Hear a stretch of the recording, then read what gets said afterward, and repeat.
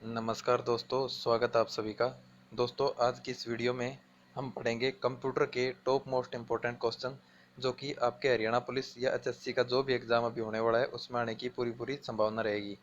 दोस्तों, इसमें मैंने बेसिक और एडवांस लेवल के टॉप मोस्ट क्वेश्चन जो मोस्ट इम्पोर्टेंट है वही इसमें ऐड किए हैं, तो इस वीडियो को अंत तक ज़रूर देखें। दोस्तों, यदि आप ये पूरी सीरीज़ देख लेते हैं तो आपके हरियाणा पुलिस में जो 10 क्वेश्चन कंप्यूटर के आने वाले हैं उसमें से आपका एक भी क्वेश्चन नहीं छूटेगा, ये मैं गारंटी के साथ कह रहा हूँ।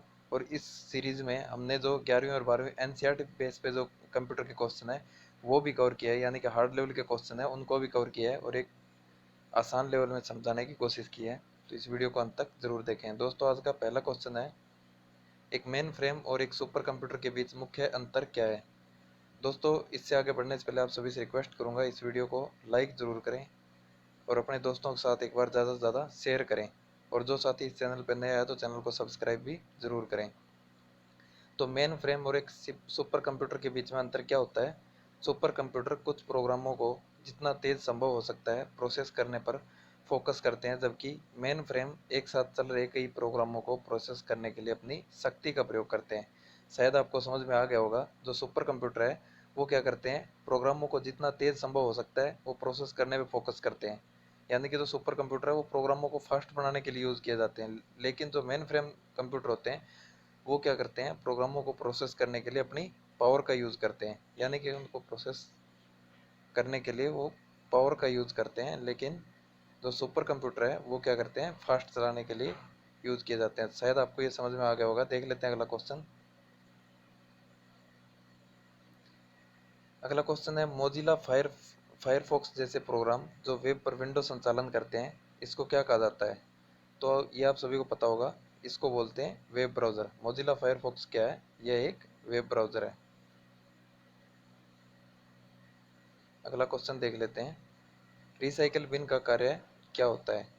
रिसाइकल बिन है, इसका कार्य पूछा है क्या होता है, तो ये होता है नष्ट की हुई फाइल स्टोर करना। यानी कि हम जो फाइल डिलीट करते हैं तो वो रिसाइकल बिन में चली जाती है और इसमें से हम दोबारा से रिस्टोर कर सकते हैं, तो इसी को हम क्या बोलते हैं, रिसाइकल बिन। नेक्स्ट है, कौन सी डिवाइस नेटवर्क में साझा नहीं की जा सकती। तो कीवर्ड है जो कि हम नेटवर्क में साझा नहीं कर सकते। अगला क्वेश्चन है, डेस्कटॉप पर एक दिए क्लिक से क्या होगा।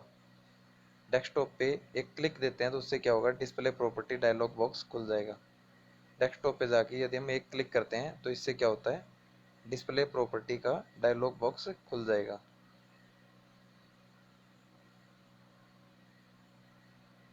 अगला क्वेश्चन देख लेते हैं। अगला क्वेश्चन क्या है, एक स्प्रेडशीट का उपयोग करने का लाभ पूछा है क्या है। तो एक स्प्रेडशीट है उसका लाभ क्या है, गणना का स्वचालित रूप से की जा सकती है। गणना है वो स्वचालित रूप से की जा सकती है, ये सही है।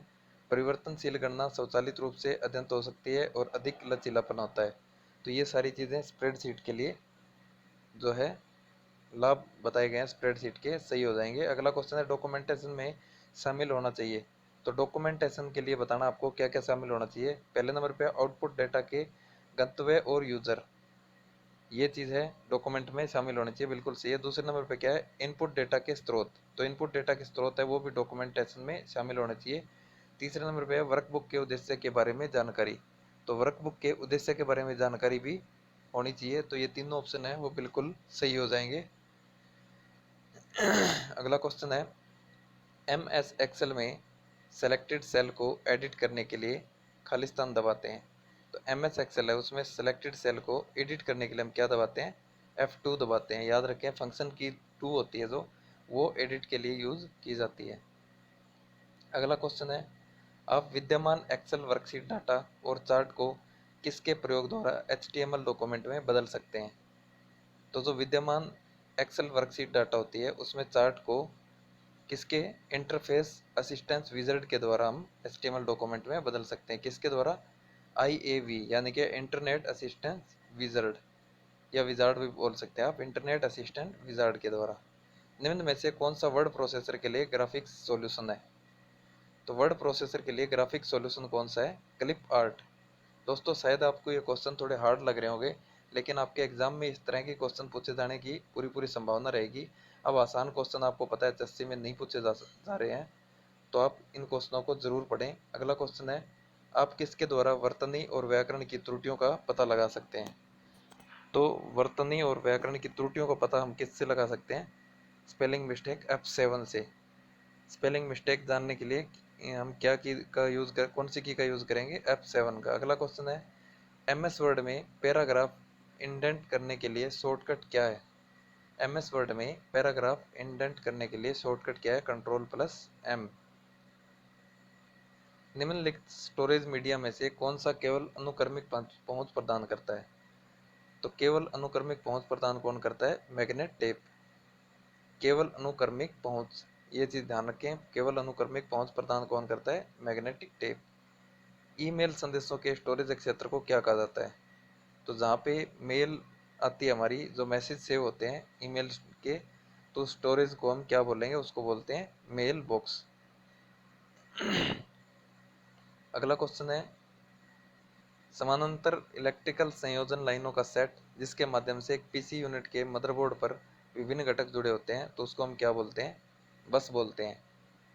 यहाँ पे समांतर या फिर क्या कहते हैं, सीरीज या पैरेलल, दोनों में से कुछ भी दिया हुआ मिलता है, तो उसमें क्या होता है? इलेक्ट्रिकल संयोजन लाइनों का एक सेट जिसके माध्यम से पीसी यूनिट के मदरबोर्ड पर विभिन्न घटक जुड़े होते हैं, तो उसको हम बस बोलते हैं। और बस होती है ये ओनली समानांतर इलेक्ट्रिकल संयोजन से जुड़ी होती है, ओनली पैरेलल जो सर्किट होता है उसमें जुड़ी होती है बस। अगला क्वेश्चन है, बंद होने के बाद भी पीडीए का मेमोरी कंटेंट बरकरार रहता है, तो ये क्यों रहता है? ये रहता है, एक बैटरी रैम को करंट उपलब्ध कराती रहती है। क्या करती है? एक बैटरी होती है, वो रैम को करंट उपलब्ध कराती है। तो यानी कि जो सिस्टम बंद हो जाता है फिर भी पीडीए का जो मेमोरी होता है उसमें करंट है, कंटेंट होता है सॉरी, वो बरकरार रहता है। क्यों रहता है? क्योंकि एक बैटरी है, वो रैम को करंट उपलब्ध कराती रहती है, इस वजह से रैम है वो वर्किंग में रहती है। अगला क्वेश्चन है, भौगोलिक रूप से दूर कंप्यूटरों और टर्मिनलों का नेटवर्क क्या कहलाता है? तो जो दूर का नेटवर्क होता है कंप्यूटर और टर्मिनलों का, तो वो कहलाता है वैन, यानी कि wide area network.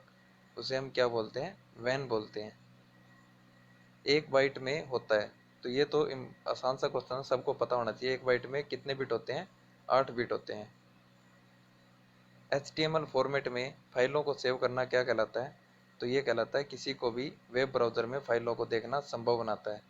HTML format में फाइलों को सेव करना क्या होता है? किसी भी वेब ब्राउज़र में फाइलों को देखना संभव बनाता है। निम्न में से कौन सा एप्लीकेशन सॉफ्टवेयर के द्वारा नहीं किया जा सकता?